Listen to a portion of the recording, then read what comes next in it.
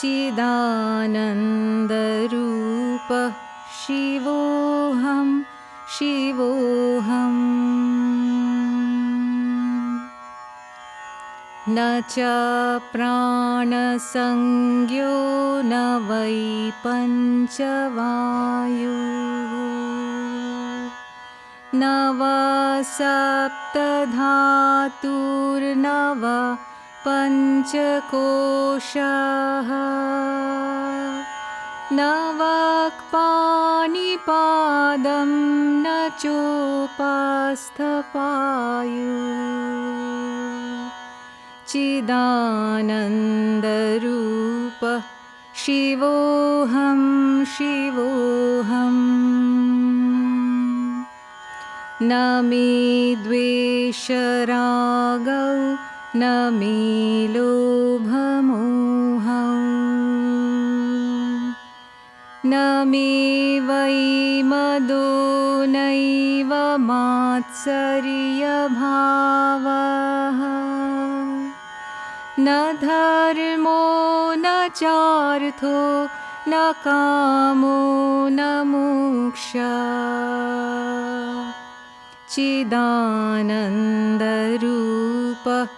शिवोऽहं शिवोऽहम् न पुण्यं न पापं न सौख्यं न दुःखम् न मन्त्रो न तीर्थं न वेदाः याज्ञाः अहं भोजनं नैव भोज्यं न भोक्ता चिदानन्दरूपः शिवोऽहं शिवोऽहम् न मे मृत्युशङ्का न मे जातिभेदाः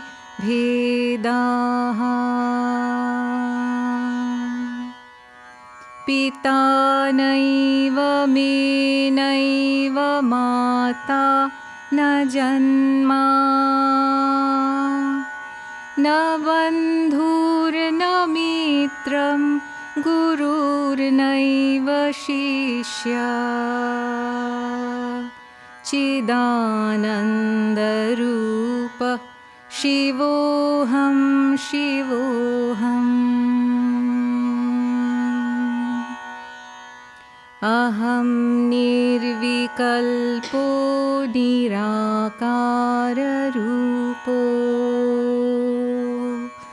विभुत्वाच्च सर्वत्र सर्वेन्द्रियाणां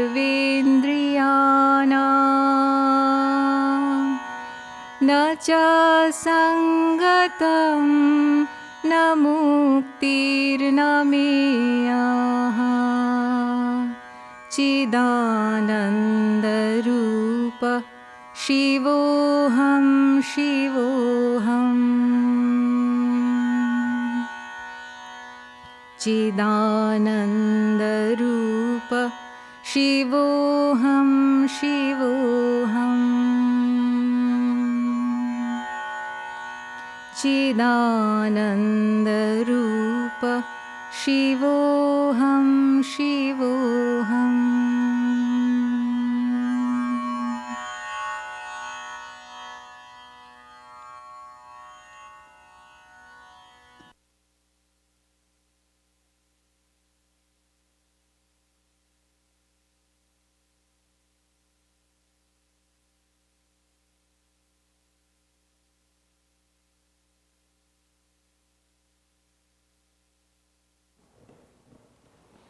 So, Shankaracharya's 6 stanzas on Nirvana, Nirvana Shatakam.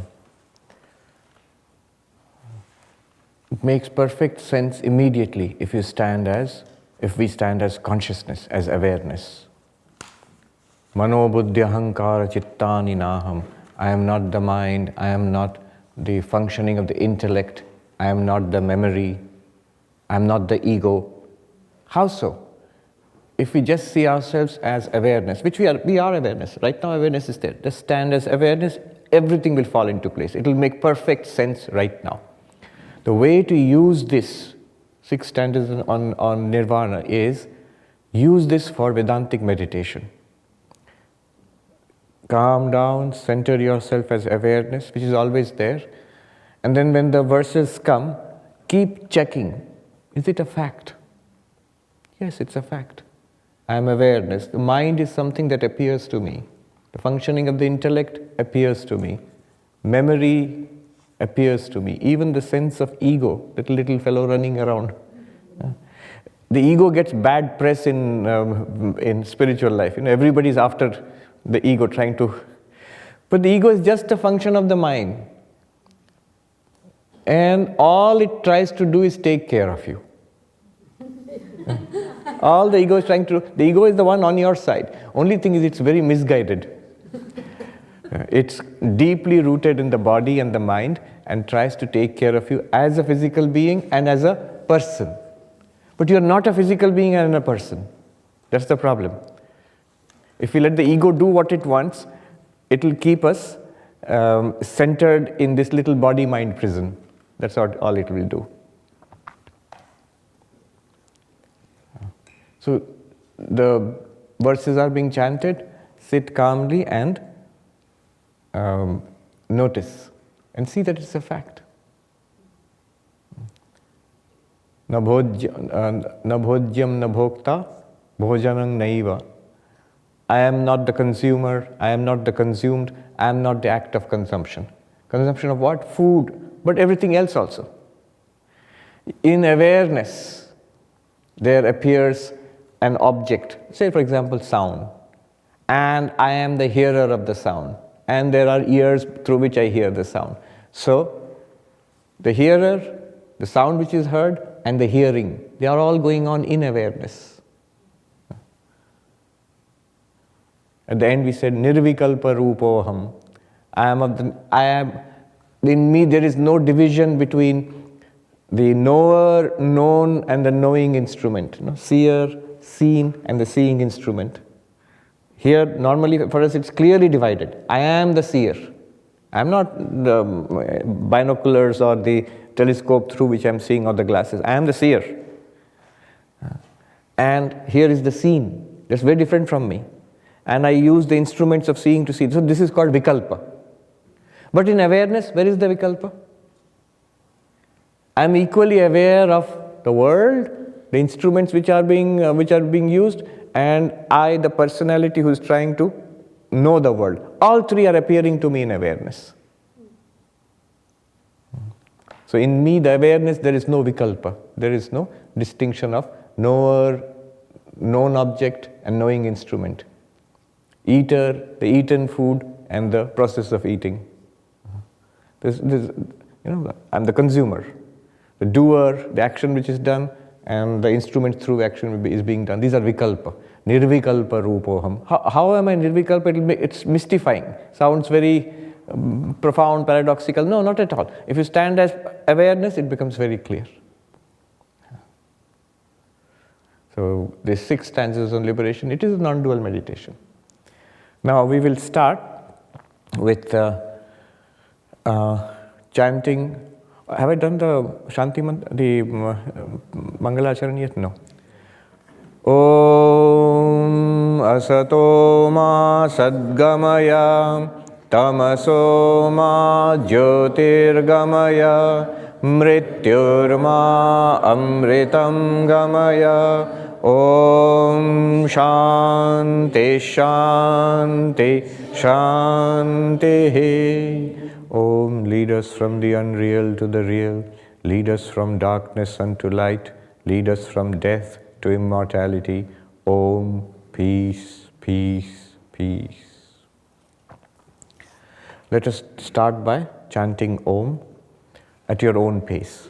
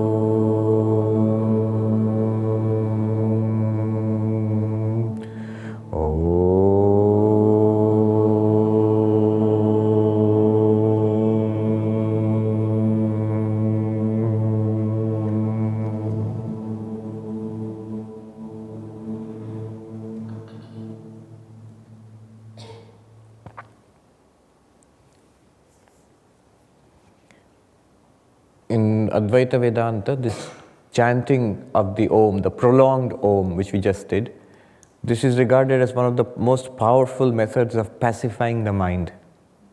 It's called Dirgha Pranava Uccharanam. Prolonged, Pranava is Om, prolonged Om. To actually loudly pronounce it, the prolonged Om.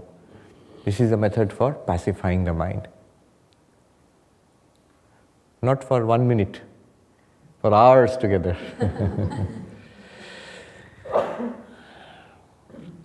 I remember this great, very great Advaita master, a monk.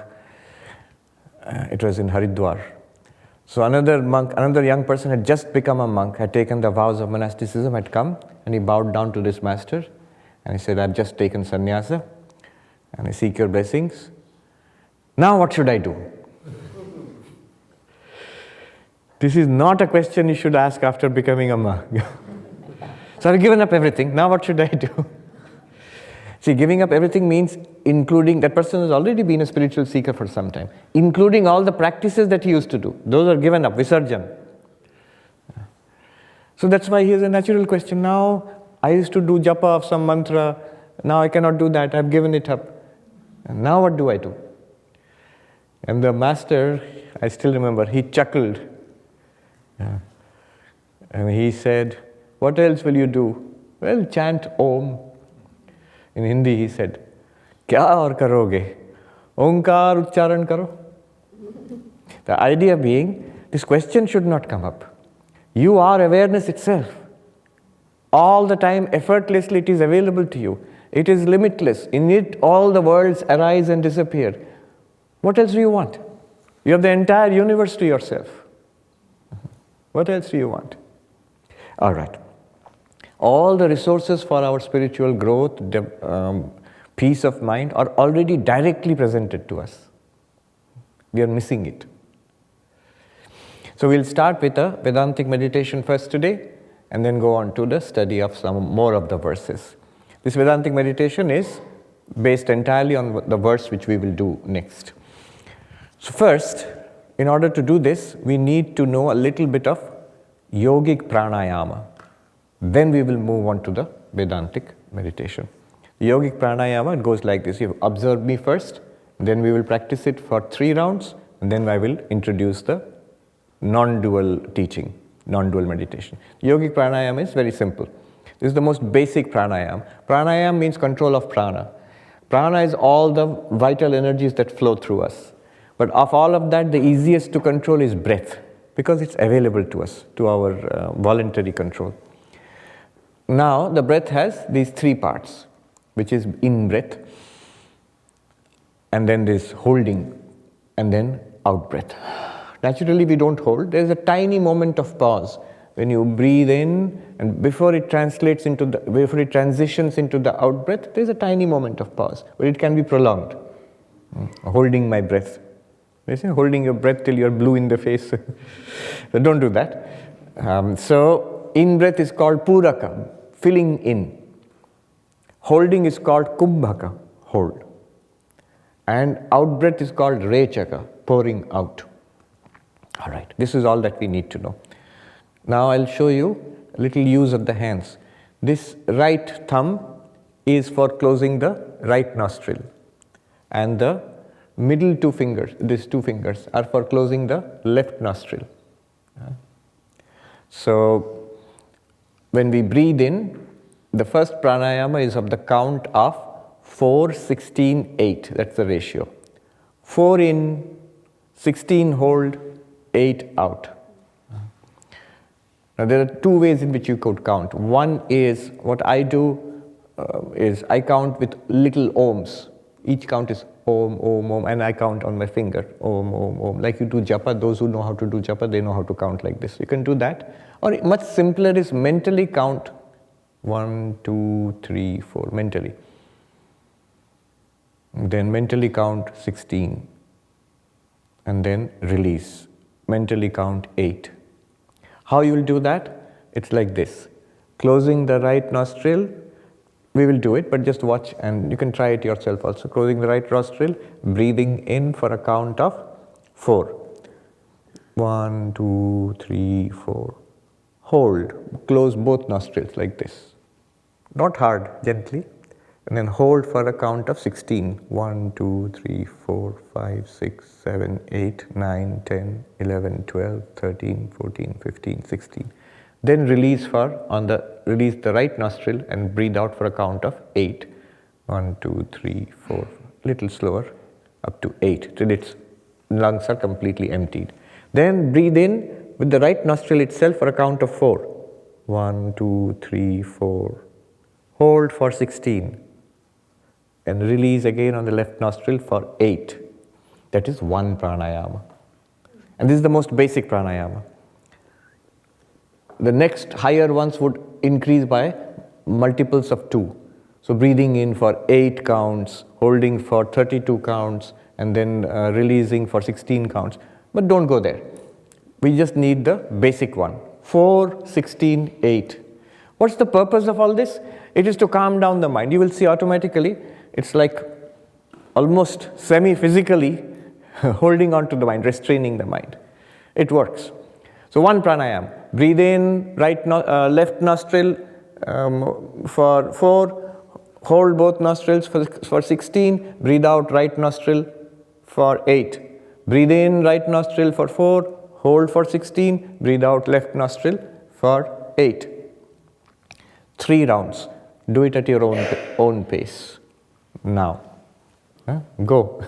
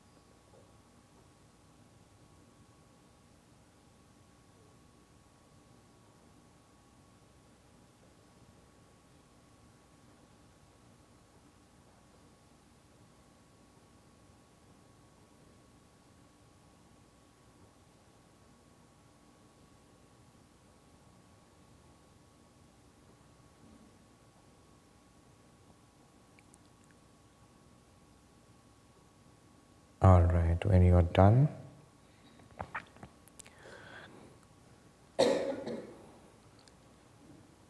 basic idea is breathing in, holding, releasing. That's it. Now, the Advaitic interpretation, or we might call it even subversion of this technique, what Shankaracharya does is this. First, center yourself in awareness. Then breathe out. What do you breathe out? You breathe out the world. You see that everything in the world and everybody, whatever you can see, hear, smell, taste, touch, this entire world of experience is like a dream, a mirage. Or we can say a more modern example, a dream, a movie,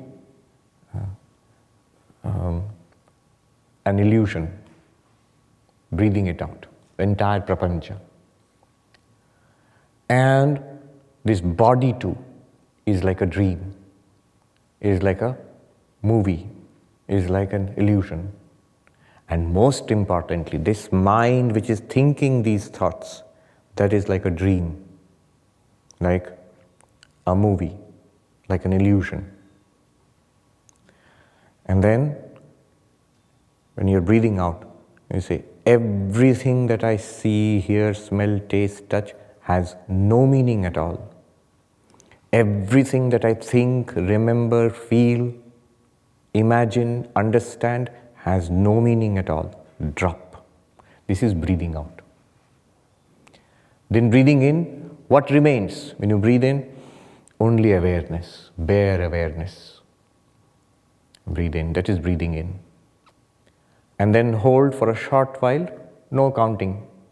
Hold for a short while, I remain as awareness, steady, shining. Inevitably, things in the world will crop up, thoughts, sensations. Breathe out the world. Why breathe it out? What do you mean? See that everything is like a movie, like a dream, like an illusion.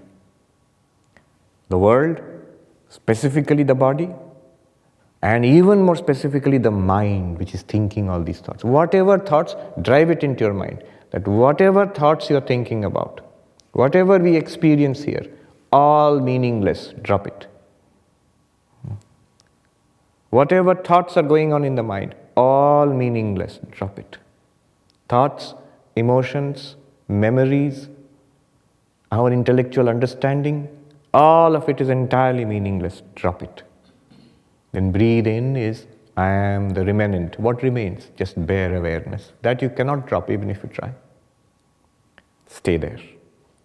All right, so this is the cycle. All of this I'm explaining in English. In Sanskrit, breathing in, puraka, first of all breathing out, rechaka. Prapancha nishedha, negation of the universe. Breathing in, aham brahmasmi, I am pure awareness. Then holding kumbhaka, stay there. So how will we practice it? First breathe out, negate world, body, mind. Most important, mind.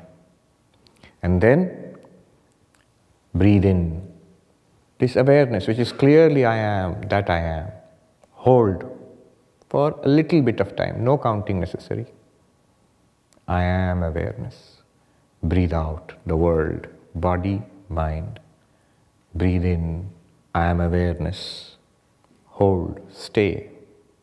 Breathe out everything that the world is, body is, mind is. Like this. Let's try, and we will end with the sound of the bell.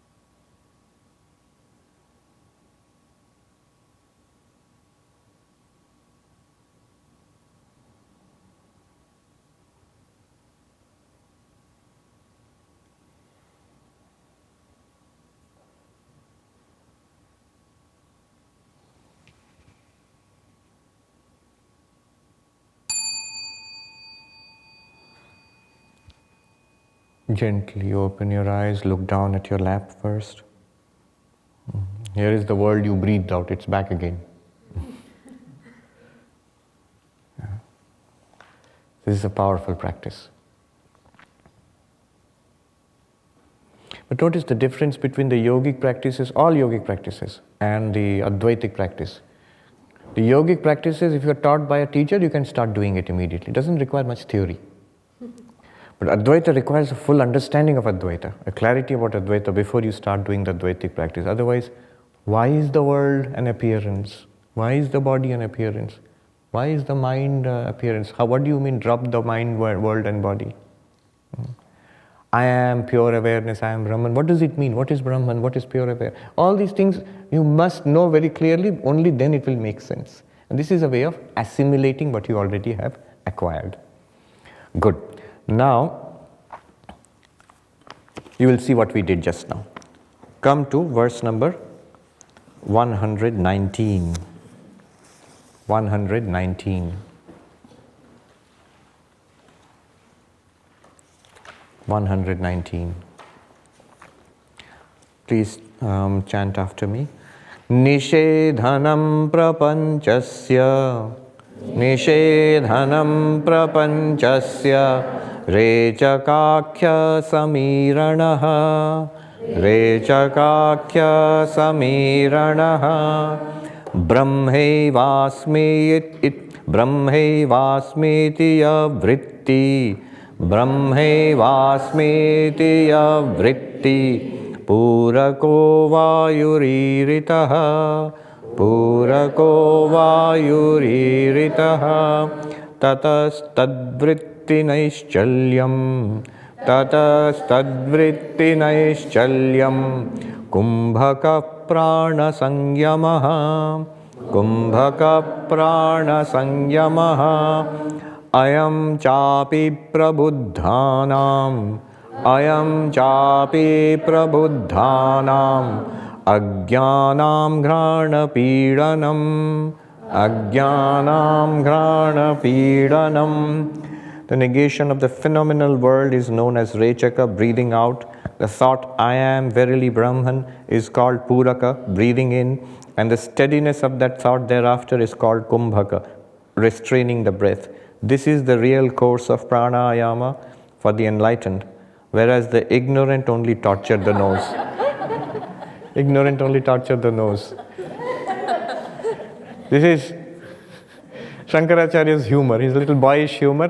What is pranayama? This one. What are we doing? This. And Shankaracharya says, you're just torturing the nose, twisting your nose around. The pranayama of the wise is what? What we just did now. So you are wise, he's calling prabuddhanam, you are prabuddha. You are wise, enlightened. This is your pranayama. What is the pranayama? Nishedhanam prapanchasya. First, breathe out the universe. Whatever is in this world, whatever you can see here, whatever we have experienced in life till now, whatever we are experiencing now, say this with conviction. It is all meaningless. They just appear, but there's no meaning in anything here. There really isn't. Swami Vivekananda loved Alice in Wonderland. Lewis Carroll, in Central Park there is Alice in Wonderland, there's a very nice statue. He loved it, and he said, I wish I could write a book like that. He never got the chance to do many things in his life, but this was one of his like fancies. A book where nothing is really connected. It's a series of sparkling random nonsense, But he says the world is exactly like that. It takes some insight. Lewis Carroll was a great mathematician. It takes some insight to begin to see that what seems to be connected connection is being done by mind. Mind is the instrument of Maya. There's really no connection. The world, what we experience, everything that we experience, you can say, sorry world, but it's meaningless. Drop it. Then specifically concentrate on the body. The body is part of the world, but we miss it. So specifically this body, it's an appearance, like the body in the dream. Not dream body. I am a body of my dreams. Not that. Body in the dream means whatever we see ourselves in the dream, and we also see ourselves. It's an appearance, it's an imagination in the dream. This body is also like that. Is it a dream? Is it appearance in the mind? No, it's an appearance in consciousness. Drop.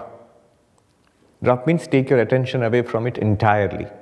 No matter how healthy, unhealthy, how troublesome, whatever it is, forcefully take your attention away from it. Mind, most important, crucial. Whatever I'm thinking of, whatever I'm remembering, whatever I'm feeling, whatever I'm imagining, whatever I'm understanding also, meaningless, meaningless, meaningless. What really threatens and shakes us is meaning. So, suck the meaning out of all our experiences, easy to drop. I'm not concerned with it at all. Neither tempting, nor terrifying, nor threatening, nothing in the world, in the body, in the mind is problem for me. And it doesn't have any significance for me. Drop it. This is breathing out. Nishedhanam prapanchasya. Negation of the prapancha. Prapancha means universe. Literally it means the elaboration of the five. Prapancha. Pancha five. Prapancha, elaboration of the universe, of the five. What are the five? Space, air, fire, water, earth. The ancient cosmology of the five elements which constitutes this world. Or our modern periodic table. How many elements are there now? Forgotten. 108, 70, 80, something like that. More than that? I've forgotten. Anyway, no, don't ask Google. It's reaching for Google. So, negation of that. Nishedhanam prapanchasya. Rechakakya samiran. This is called breathing out. Oh, by the way, just as a reminder, in the yogic pranayama, when you breathe in and breathe out, try to make it soundless. The sound means you're putting force into it. Don't make it as light and natural as possible. It will be deep, but natural. Then, Brahmaivaham asmiti, Brahmaivasmiti ya vritti, puraka vayuririta. Breathing in. What is breathing in? Breathing in is the vritti. Raise one vritti in the mind. The mind is still there. Use it. I am Brahman. It's very clear. It's the mind which is doing it. Say, it's a thought in the mind. But it refers to the consciousness. I am Brahman. So your attention is drawn. The mind's attention is drawn inwards. It can never objectify consciousness, but you are that. Aham Brahmasmi. This is the Mahavakya. Here it says Brahmaeva Asmi. Consciousness alone I am. Because otherwise, what do we do? Yes, consciousness I understand. I am body, mind, consciousness bundle. This bundle I am. You have to get rid of the bundle. Retain only the consciousness. When you have negated the world, body, mind, we have negated the bundle. The consciousness alone remains. In Sanskrit, it is called Nishedavadhi, the limit of negation. What is the limit of negation? Consciousness. What is the limit of negation? You. You cannot be negated. Brahmaivasmi, I am Brahman. Ya vritti, this vritti. Raise this vritti. This is breathing in. This is breathing in. Tad vritti naischalyam. Stay there. Still, shining. You may even drop that vritti. Remain as consciousness which you always are. That is holding on to the breath. Then release the breath again. Negation of the world. Don't worry, the world will be back again. A lot of candidates to negate will be there. Dream, movie, illusion, meaningless. Drop, drop, drop. I am Brahman. Breathe in. Stay there, I am Brahman. This is a practice. Initially, one may anchor it to the breath. Few rounds of that. So, follow the breath, breathing out. Whenever there is breathing out, keep negating the world, seeing the meaninglessness of the world, body, mind. Whenever the breath comes in, naturally, I am Brahman. You look back at yourself as witness consciousness. And then make an effort to hold on to the breath just for a few seconds. That will not happen automatically, that you have to put an effort into it. To stay with Aham Brahmasmi. And then let go, negate, negate, negate. Breathe out the world. So breathe out the world, body, mind. Breathe in, I am Brahman. That is just noticing, because you already are Brahman. Stay with that for a few seconds, then again breathe out the word. After a few rounds of this, forget the breath. You don't need to hold on to the breath anymore. Breath is just an anchor. Try to stay in the shining awareness that I am Brahman. Whenever disturbance comes, thoughts, emotions, feelings, negate, meaningless, meaningless, drop, drop, drop.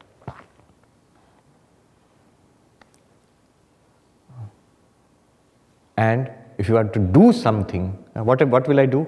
I've taken sannyas, I've become a monk, now what do I do? Raise the vritti, I am Brahman. Raise the vritti, this movement, it's a thought in the mind. What will the mind do? Use it for I am Brahman. In Vedanta, this is called Mahavakya. So each of the monastic traditions in Vedanta, Advaita Vedanta, they have their own Mahavakya. Our Mahavakya in our Puri Sampradaya, that is the order to which we belong, is Aham Brahmasmi, which is from Brihadaranyaka Upanishad. I am Brahman. Good.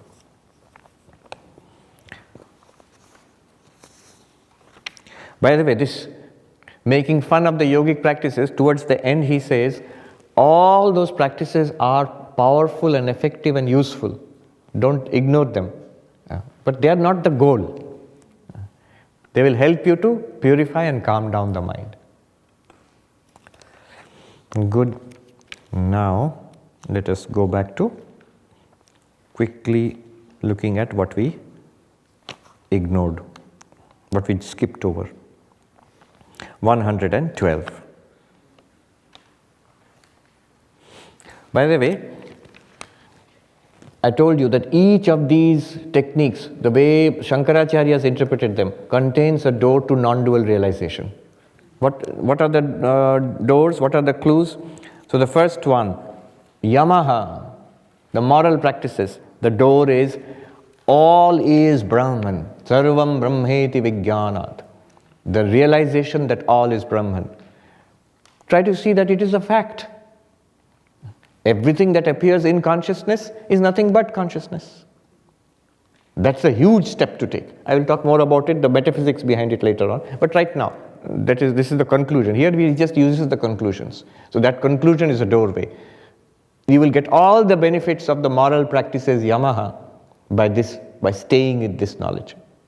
Then the second one, Sajatiya, the niyama, Sajatiya vritti pravaha, vijatiya vritti tiraskritihi. This is another doorway. That I am Brahman, I am awareness.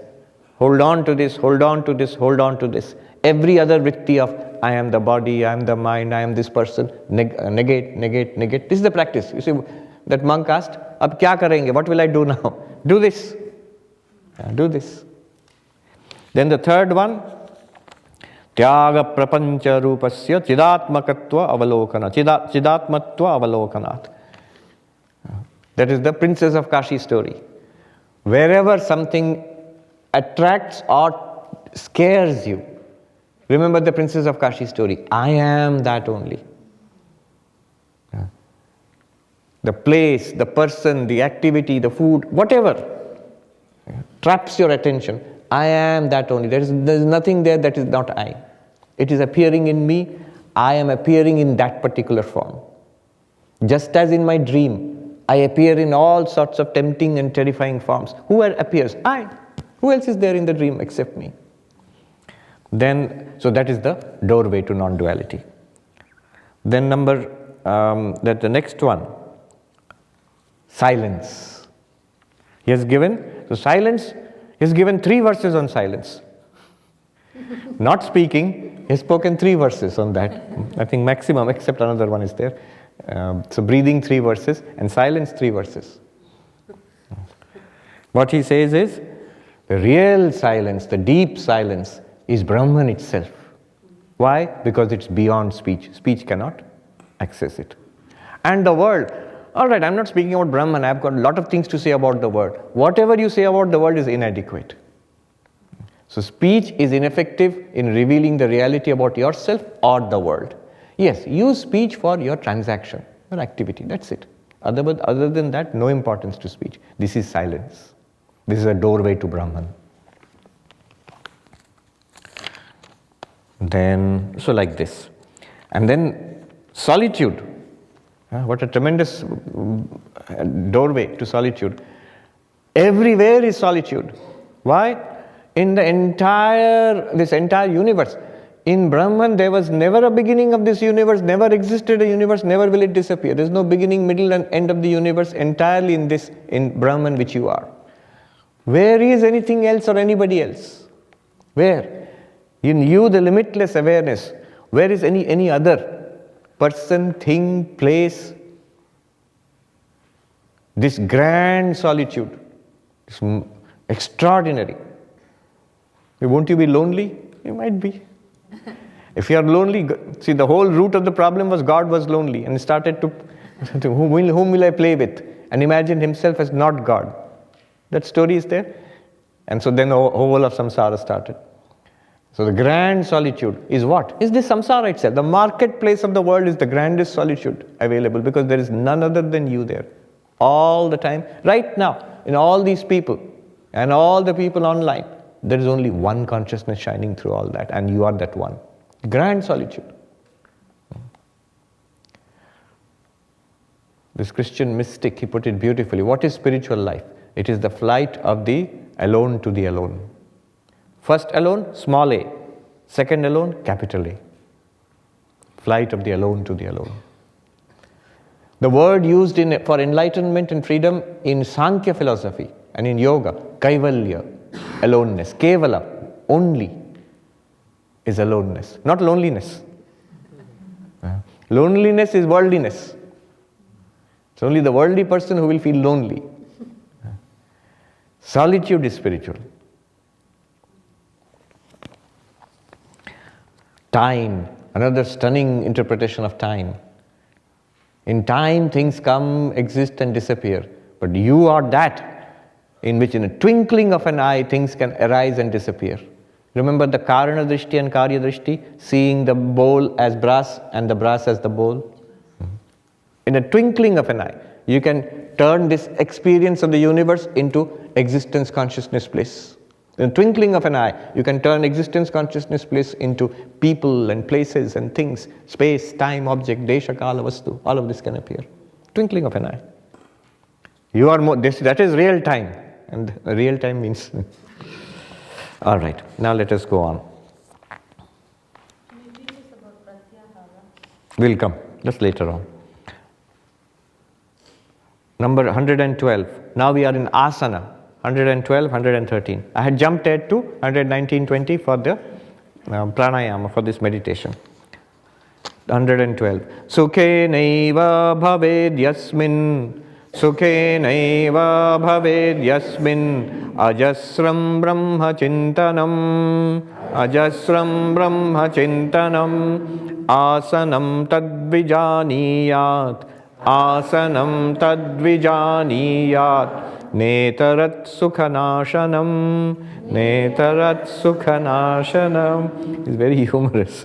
He says one should know that to be real posture, how to sit, that seat on the asana for meditation.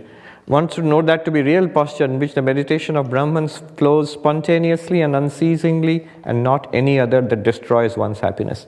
See, there is a sukhasanam for meditation, the happiness posture. But if you try to sit in that posture, very soon, unless you're used to it, unless you're a regular yogi, if you're used to sitting on chairs, then you'll be in trouble. You sit like that, very soon, no sukha, no happiness, knee pain, ankle pain. So all sorts of pain will start. And so Shankaracharya humorously says, he says sukhanashanam, not sukha asanam. That will destroys your sukha. That is not asana. What is asana? Whichever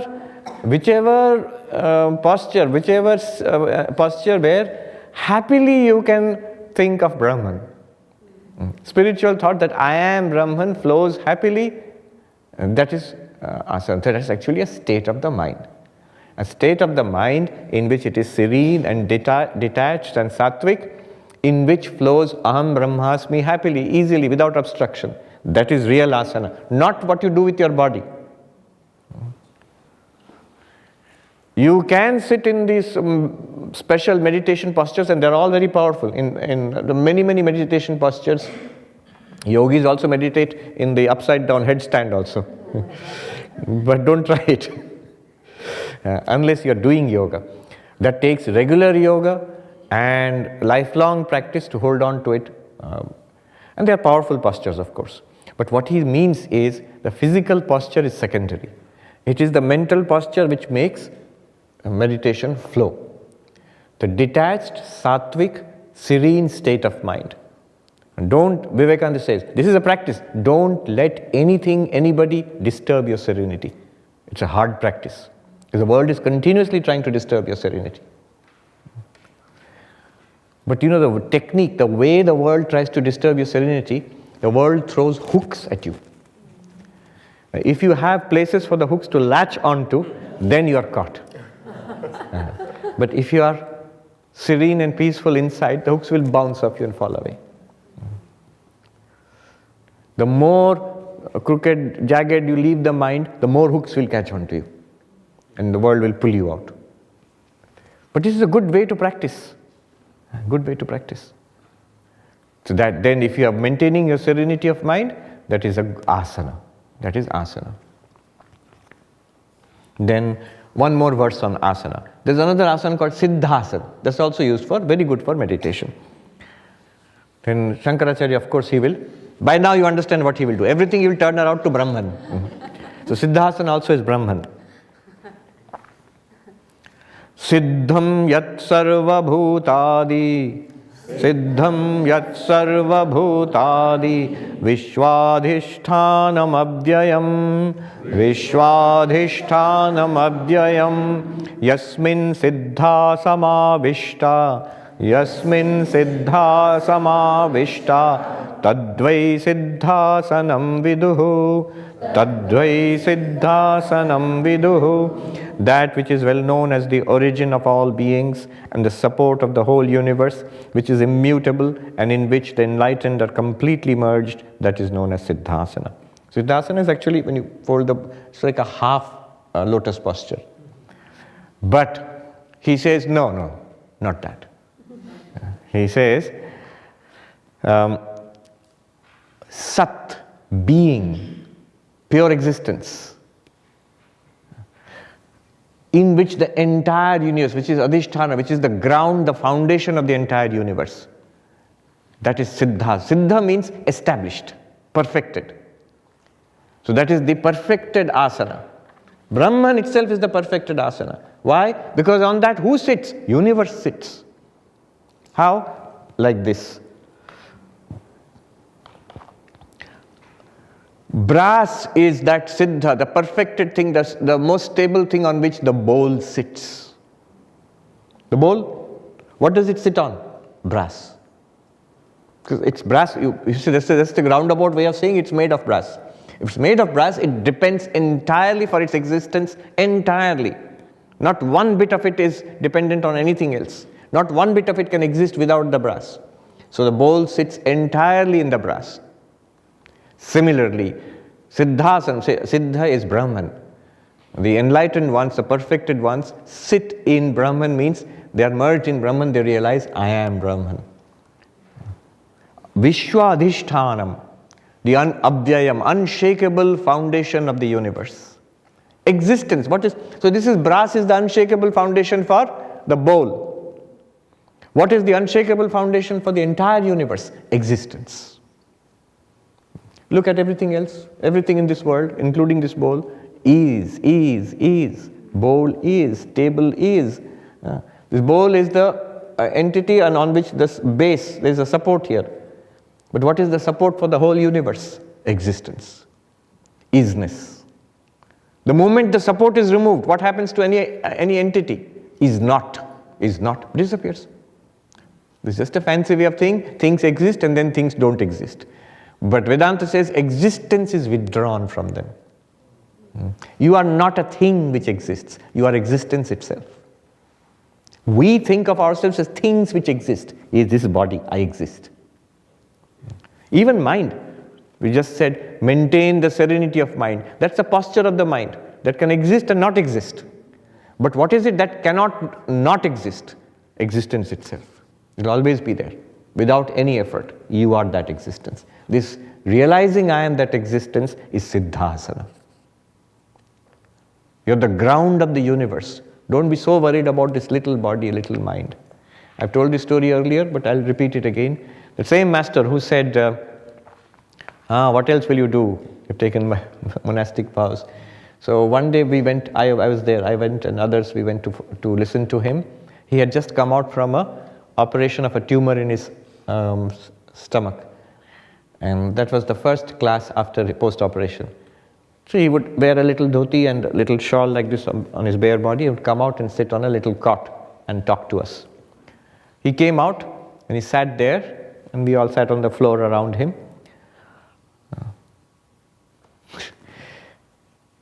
Just by the way, see how minimalistic life can be.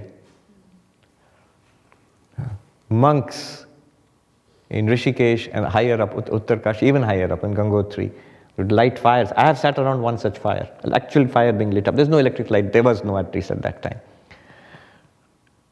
For hours before sunset, they had been discussing Vedanta. Some book is going on. And then the discussion continues, even if it's pitch dark, it's getting cold, the fire is burning. And what do they do? This I did not see, but Turiyanandaji and others have talked about it. So the monks want to refer to a particular verse, but it's getting dark and the fire is burning low. They take some more dry leaves and throw it into that fire and look into the book there. And then they discuss. How minimalistic you can get. Huh? The fire blazes forth for a few seconds. In there you can take a look at the book.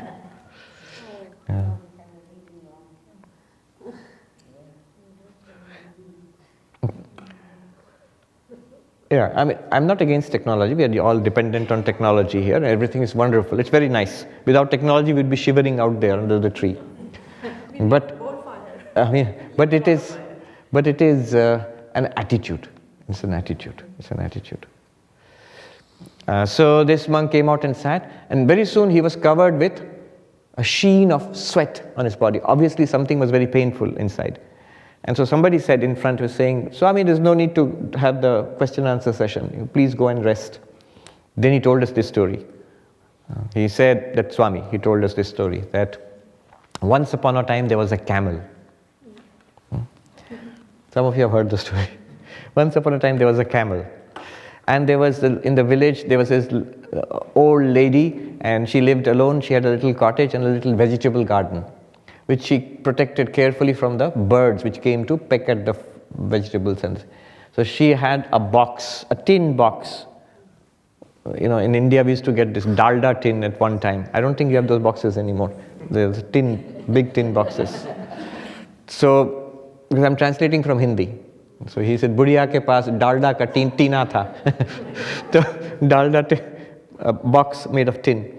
And she would go and bang that box to scare away the birds. Now one day the camel, it's an old camel, retired. So it came along and saw the vegetable patch and started chewing on the vegetables. And the old lady rushed out and said, shoo, and banged on the tin, dalda tin. And the camel said, and chased Sanskrit, I'm sure, camel said to her that, oh, you old lady, I was a war camel in my youth. So in India, in the wars, they used camels. Even now, the border security force has a camel corps. I was a war camel in my youth. And how many big war drums were played on my back? And I wasn't scared then. You think I'll be scared of your little tin, banging that little tin? Main tera tina se darunga. In Hindi, those who understand Hindi will enjoy the joke more. He said, the camel said to the old lady, मेरे पीठ पे कितने ही युद्ध के नगाड़े बज चुके हैं, उससे मैं घबराया नहीं, मैं तेरा टीना से डरूंगा. So then the Swami said to us, I am that, a camel, I am that on whose back entire universes are created and they exist and they disappear. Am I going to be afraid of a little stomachache? No, we will have the class. And the class went on. So this conviction, this is called Siddhasana. Siddhasana.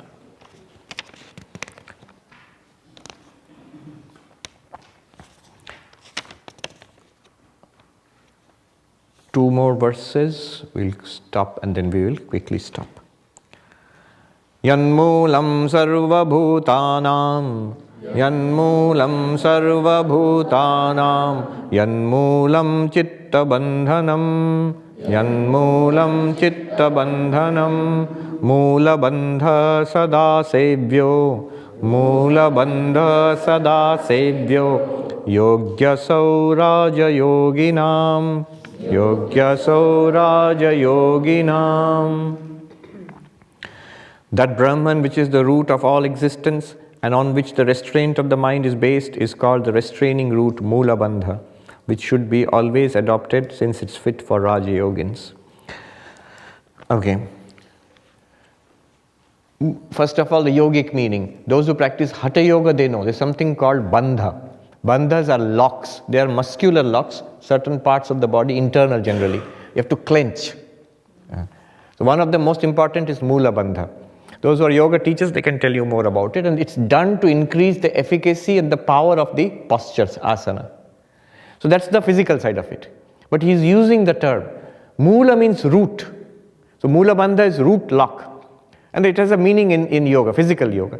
But actually, in philosophically, what it means is, what is the root of this universe? Brahman. That on which the universe is based. The root of the universe, Mula. And what is the lock? Brahman is the lock of the mind. If you want to restrain the mind, remember the equation. What is mind actually?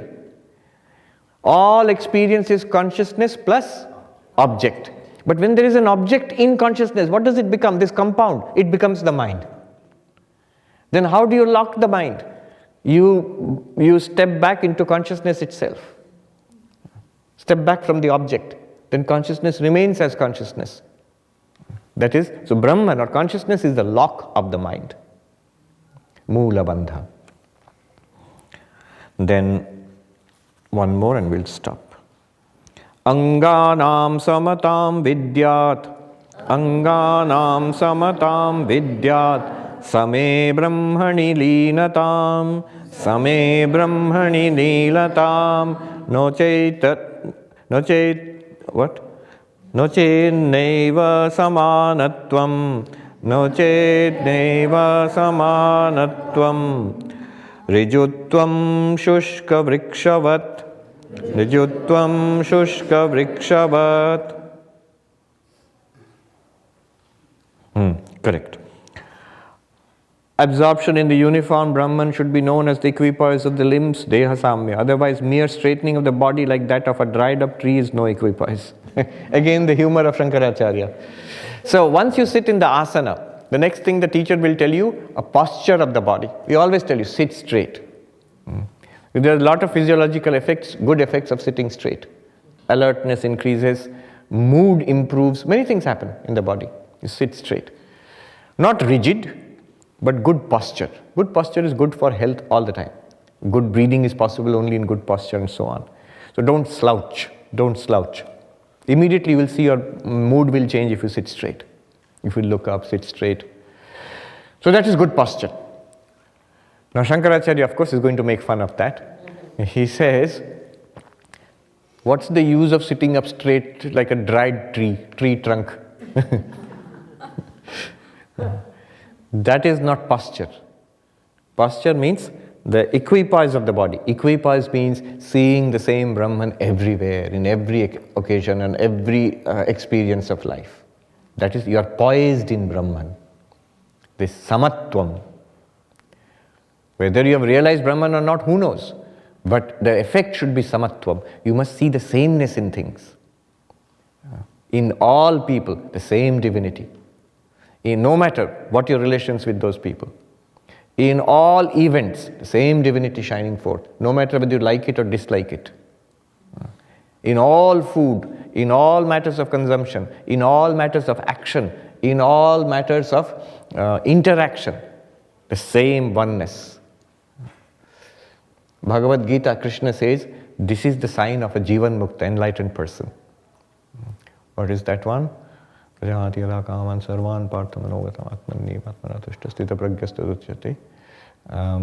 anudvignamana, sukheshu vigata spriya, vitaraga bhayakrodha stitadi muniruchyate.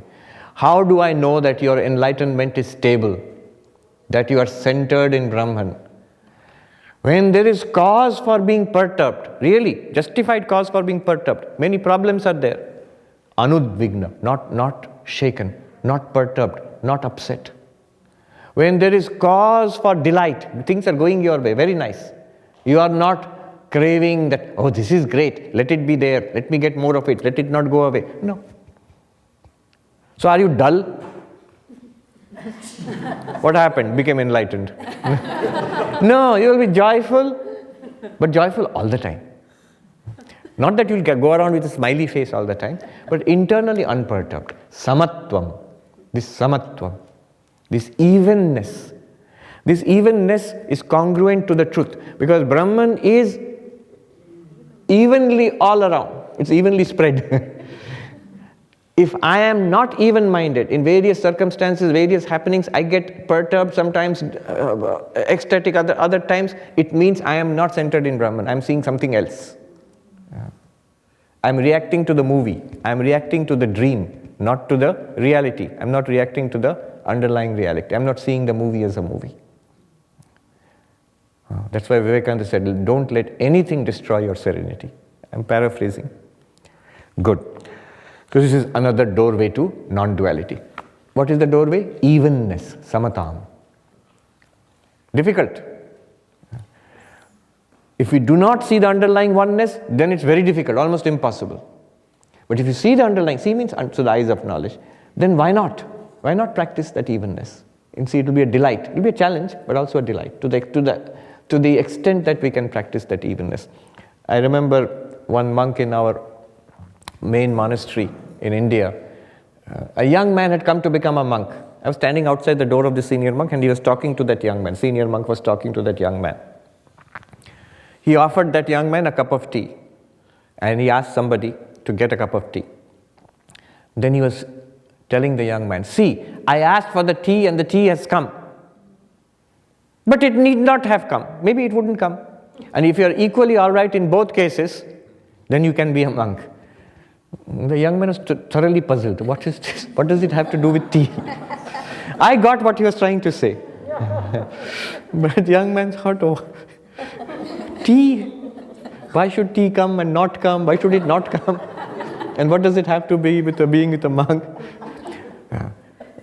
This disposition of the mind, this unshaken disposition of the mind, very important for your own happiness and for the welfare of others and for our own spiritual progress. Otherwise, progress is destroyed by these tremendous upheavals in the mind. Good. Now, quickly, we have got 5 or 6 minutes. Questions? Please come. Somebody else? Those who want, you can come. I just have Come. Just a second. Was Patanjali, how far before was Patanjali before Shankaracharya? Long before Shankaracharya. How far before Shankaracharya was Patanjali? Long before Shankaracharya. He predated the Buddha also. So he must have been at least more than 1,200 years before Shankaracharya. Maybe 1,400 or 1,500 years before Shankaracharya. How do we know he predated the Buddha? The Buddha says, before he became the Buddha, he went through a number of yogic practices, which are very close to Patanjali yoga practices. So his teachers, Alara, I think, Ramaputta, Uddalaka Ramaputta, something, I've forgotten the name, Alara Kalama. So they all taught him Sankhya and yoga. So clearly, Kapila and Patanjali were before the Buddha. Or some would say, this is not conclusive proof, but some would say that Patanjali just codified already existing yoga practices. So it's possible that the Buddha learned those existing yoga practices, but they were not codified in the Yoga Sutras by Patanjali by that time. The thing is, Patanjali is also identified with the grammarian, and that Patanjali grammar already existed by the time of Buddha. So all signs point to him being at least 2,500 years ago or even more. Sorry, Swami, Yeah. feel we can chip in, because I've been reading also that the ancient Indus Valley culture, there are indications that yogic practices were done there Yeah. too, like what was Shiva. Yes. And that's really ancient. Really ancient. That's 4,000 or 5,000 years ago. So yogic practices were there all throughout. So Patanjali came along and codified. In fact, all these knowledge systems were there all throughout. The sutras came later. And the knowledge existed so grammar, for example, Sanskrit grammar pre-existed Patanjali and Panini also. Very much, because Vedic grammar was already there long before them. Yes. Pranam Maharaj, seeking clarification on 2 points. One is in the model of yoga, which is basing somewhat on Ayurveda, the structure is pretty clear because we have the Manovaha Shrota and we have the Annavaha Shrota, and the bridge to reach the Manovaha Shrota where the mind exists is the Pranavayu or the Pranavaha Shrota. Hence, when we work on the breath, the mind does come under control. There's a clear link that's established. Now my question is, in the non-dual meditation, as we are learning now, what is the exact difference between non-dual thinking and non-dual meditation? And further, when you say raise the Brahman, raise the vritti that I am Brahman, what part of the mechanism is being used to raise the vritti? If you can please clarify. What part of the mechanism is being used? The intellect. It's a vritti in the mind. So clearly, when I think I am Brahman, it's the mind, chitta. It's a chitta vritti. But if I have understood the meaning of that sentence, I am Brahman, then the intellect also is involved there. Intellect knows with clarity what is meant by that. And it points back to yourself as pure consciousness. You are that pure consciousness, right? So yes. What was the first question? So what is the difference between non-dual thinking and non-dual meditation in this context exactly? So non-dual thinking is involved at all 3 stages. Shravana, Manana, Nididhyasana. Shravana is when you're trying to understand the non-dual text. The teaching is going on. When we are listening, chanting, that is where Shravana is going on. When we ask questions and we try to comprehend intellectually, that is the Mananam. And non-dual, that's also thinking about non-duality, trying to understand non-duality. But when the clarity of non-duality has come, then the mind is directed inwards at the non-dual reality, because you are that non-dual reality. And then the mind points back towards you, not that the mind can grasp it. So that is called non-dual meditation. So it's like this. If I describe a bowl, small bowl made of brass can be used as a bell, that is Shravanam. And then we discuss what is brass and how brass is made into a bell, how the various frequencies of the sound come if you strike such a bowl, that is Mananam. But when I say brass bowl used as a bell and I show this, you already know this. That is the meditation, because the reality is now present before you. The words are being used, brass bowl used as bell. This is meditation.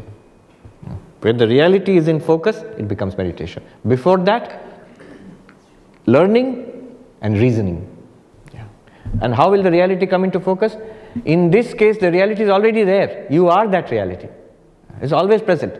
Just the ignorance about it has to be removed. So the whole goal of hearing and reasoning is to remove the veil of ignorance which covers an already present reality. So when you're sitting right now to do this practice of non-dual meditation, are you quickly sifting through that Shravana Manana and then reaching the meditation? Maybe automatically, because your understanding has to be there. Without the understanding, non-dual meditation will just become like a positive affirmation. I am Brahman, I am Brahman, that kind. Thank you. Yeah. Yes, that's the last question. I'm Bill. My mind rebels against some of this non-dual reasoning. I'd say, this is a bunch of sophistry, actually. And I think of counter-arguments, but I have great faith that these things have been realized. Yes. And I'm wondering whether that faith is sufficient for this kind of meditation. Yes, faith is very important. That's the most important thing. The same non-dual master I was talking about, he said, it requires a sharp intellect and a subtle intellect and a pure intellect. Now you may have this sharp intellect to sift through all these things, but unless you have the faith, then this intellect will be used to cut down everything that I say. If you have the faith, then the same intellect will be used to grasp whatever I say. So the faith is, this is true, Great masters throughout the past and even in the present have realized this truth.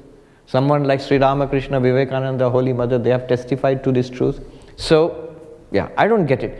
But again, so that's important. So the faith is very important. Again, the doubts I have about these arguments. Doubt by itself is not an argument. You have to come up with the counter argument. Why is this not true? And it's true. All of these have been subjected to doubt. So all the positions I have mentioned there. Consciousness from object, object from... These are all big philosophical schools developed over centuries with numerous texts and endless reasoning and counter-reasoning, attacks and counter-attacks. So it's very natural. If you have a thinking mind, you must consider these propositions and the arguments adduced in support of these propositions. Clearly there will come doubts. The doubts must be, however, clearly proposed, clearly stated, and then argued against. So each doubt must be stated. This is what I doubt, this particular statement. And what is my doubt? I must clearly formulate the doubt to myself. Then an answer is possible. So this is all the Vedantic reasoning, but I'm saying that, can I leapfrog that just with faith in the conclusion? You might, but why? See, two things. One is, one need not go along this path at all. That's the beauty of the Sanatana Dharma. You have entirely different paths. A path of complete devotion, bhakti, or a path of an empirical path like meditation, where you practice certain meditation techniques and you see for yourself the benefits. Or you have this path of philosophical insight. The philosophical insight might not gel with me at all. Good. Keep a theoretical knowledge at best of all this, what is there in all of this, and then ignore it and go the path which you are following. That's what one should do reasonably. However, if you are really interested in taking a really thorough look at this, then state the arguments. The manana is an important step. Shravana, manana, nidhyasana. So state the objections, clarity, make the proposition. This is my argument against what you just said. Then look for the answer and see if that's convincing. If it's not convincing, state your argument against that also, until conviction arises. This process has gone on for more than at least 1300, 1400 years after Shankara, but thousands of years before that also. In the Brihadaranyaka Upanishad, you find long stretches of arguments. The entire Upanishads are basically questions, answers, reasoning, and then pointers to the truth. All the Upanishads are like that. So the student was always encouraged to come up with arguments and counter-arguments and reasoning until the student himself or herself admits, it's clear to me now. I get it. If it's not clear, what is not clear? Please state the objection. It's good to engage in that process of struggle. So what I do is I pray to God, make these things clear to me. Yes. That also works. That is Sri Ramakrishna's method. Sri Ramakrishna said, the mother has shown to me what is there in the Vedanta. Good. Om Shanti Shanti Shanti Harihi Om Tat Sat Shri Ram Krishna Arpanamastu.